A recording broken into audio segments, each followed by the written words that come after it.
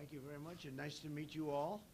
We have a great group of people, and I understand they'll be endorsing me, and I like great endorsements. We have some really great endorsements. We've had some great newspaper endorsements over the last 3 days. So maybe I could just introduce Nevada Trucking Association, the Retail Association of Nevada, that's a big deal, Associated Builders and Contractors, big stuff, and the Startup Nevada, that's a very good one. Lisa, well, thank you very much. I really appreciate it.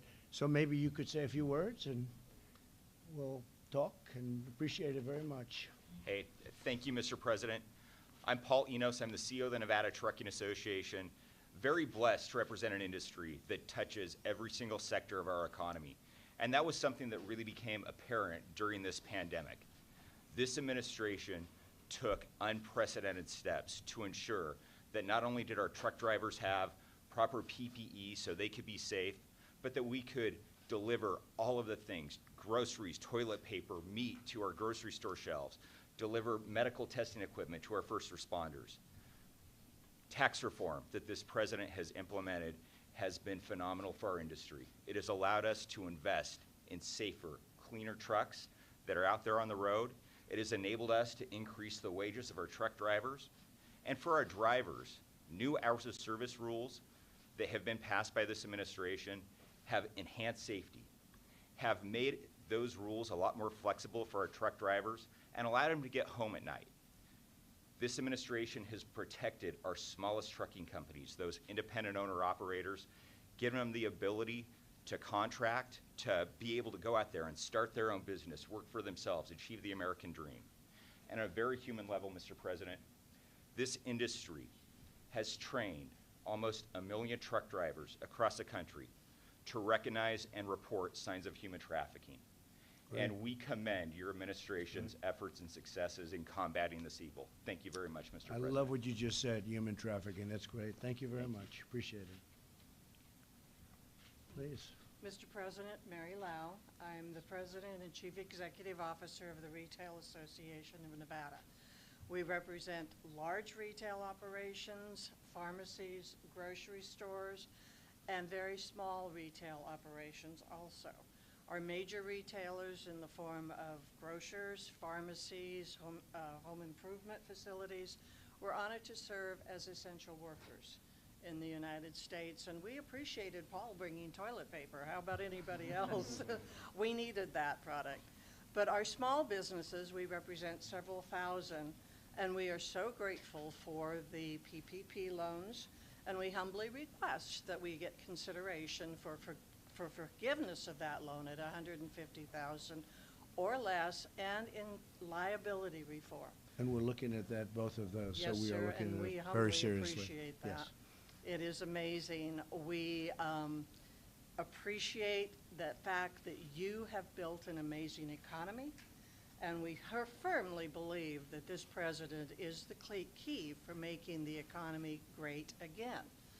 And as another side, Mr. President, I'm a small business owner in a woman-owned firm. Good. And we very much appreciate your views on safety, your views on operation, and your support of our law enforcement. Yep.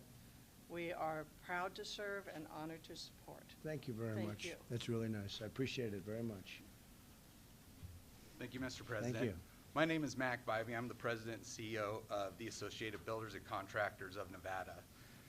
We want to thank this president for spearheading his initiatives on workforce development, creating an economic environment where construction was booming. Pathway to success from top to bottom was happening here in Nevada and throughout the country. I want to thank you for your opportunity for second chance programs, helping those that have served in prison but now are looking to correct their lives and have a second shot at opportunity in this country.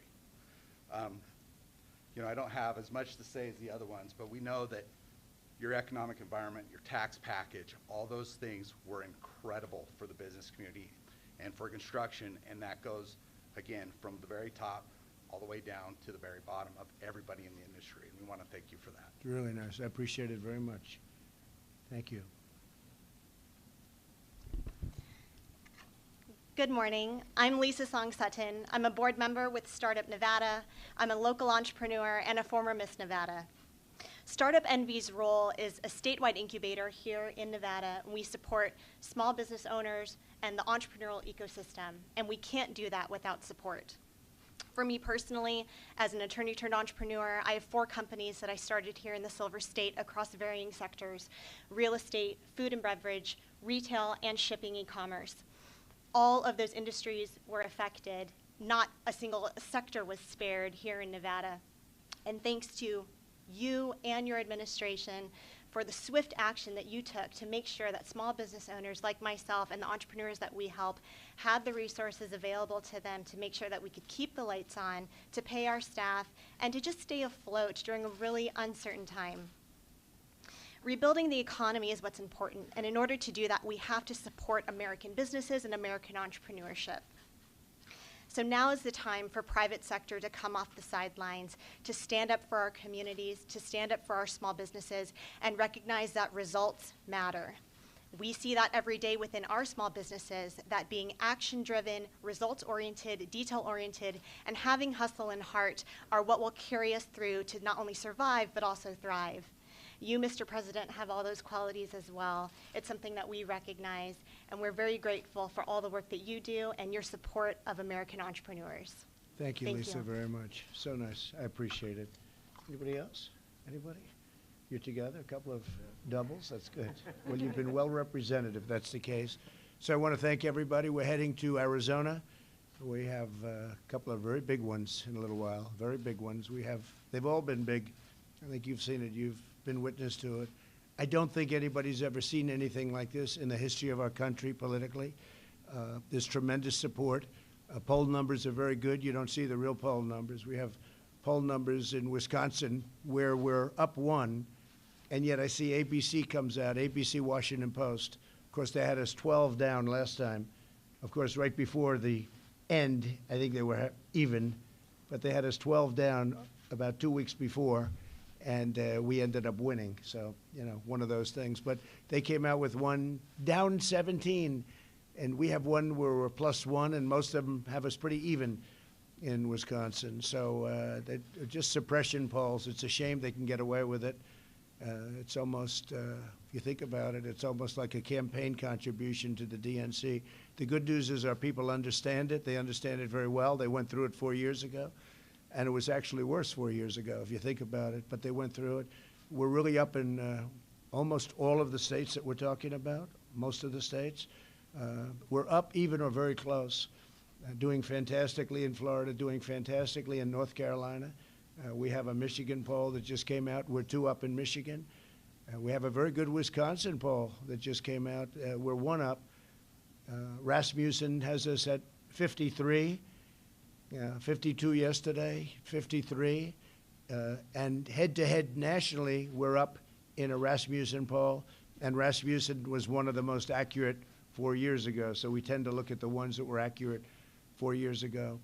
Pennsylvania, we think we're going to do fantastically there. There's tremendous energy. And we've never seen enthusiasm like this. And I think the honest reporters will say, in the history of doing what you're doing, I don't think anybody's ever seen enthusiasm like this. Our voters are going to vote early, but they're really going to vote on Tuesday. They want to wait till Tuesday. That's what the tradition has been. At least the tradition with me happened last time, too. And I'm calling it a great red wave, and I think you're going to see something that's going to be amazing. Some will vote a little bit earlier, but they do want to vote. They want to go to the polling booth and vote for the most part. The early ballots were doing much better than anticipated. We assumed a certain number. I think they are underperforming, and I think on Tuesday we're going to overperform, and we'll see what happens at the end of the day. Hopefully it won't go longer than that. Hopefully the few states remaining that want to take a lot of time after November 3rd to count ballots, that won't be allowed by the various courts, because as you know, we're in courts on that. We just had a big victory yesterday in Wisconsin on that matter. So hopefully that won't be happening, okay? We're heading out now to a great state, Arizona. Mr. President, could you comment on the latest police shooting in Philadelphia and the demonstrations after that? It's a terrible thing, What I'm witnessing is terrible, and frankly, that the mayor or whoever it is that's allowing people to riot and loot and not stop them is also just a horrible thing. I saw the event. Everybody did. It was on television. It was a terrible event. I guess that's being looked at very strongly. We have the federal government is looking at it also. But the rioting in Philadelphia, you have to stop it. They have to stop it. It's a local thing, as you know. We don't send unless we're asked. If they ask for help, we'll be there very quickly. But they should bring in their National Guard if the police need help, and they should do something. You can't let that go on. Again, a Democrat-run state, a Democrat-run city, Philadelphia. We don't have that. We don't have it. The Republicans don't have it. And you'll have more and more of that, and you're going to have it, and you're going to have it strongly. You can't let that happen. You mean the federal government is looking at the shooting, sir? Is that what you're We're looking at the shooting, yes. We're looking at the shooting. And if asked to go in and help, we will do that. We have to be asked, as you know, by the governor. They should be able to handle it themselves. The police, I know the police very well in Philadelphia. I think they gave me an endorsement, and they're not allowed. They were told, I understand, to stand back. To stand back, don't do anything. And people are breaking into stores and walking out with washing machines and walking out with all sorts of things, and it shouldn't be allowed. That's no way to do it. You got to have law and order. You've got to have respect for our police. The police were told to stand back. Now, maybe that's not so, but that's what I was told upon very good authority. You can't allow that to happen. We're watching it very closely, and we're waiting for a call. If they want help, we're there. We'll be in there within 1 hour. We're ready to go within 1 hour. Yeah, please. Can I just follow on that? Former Vice President has condemned the rioting, but he's also saying if he's elected president, that he will push for a commission to look into how do you go about diminishing these types of situations with mental health situations, crises. Do you have any response to that? Yeah, sure. The former vice president has been doing this for 47 years. He's been doing it badly. This is a group that he supports. He doesn't want to condemn them. I saw that. He doesn't want to condemn them. You have to condemn. You have to be strong. You can't have chaos like that. And he'll be very, very weak. He hasn't gotten, to the best of my knowledge, any endorsements, or certainly if he has, it's very few. I've gotten almost every law enforcement endorsement in the nation. Texas, Florida, Louisiana, Oklahoma, Ohio, almost everyone in the nation. I think we might have even gotten Pennsylvania, which is great, but they have to be able to do something about it. The problem with Joe's all talk and no action. You got to have some action. You can't let that happen. I went to school in that city. I love the city of Philadelphia. You can't let that happen to a wonderful place like Philadelphia. You can't let it happen. Well, I'm going to see you in Arizona. Thank you very much, everybody. Thank you. Condemn the situation.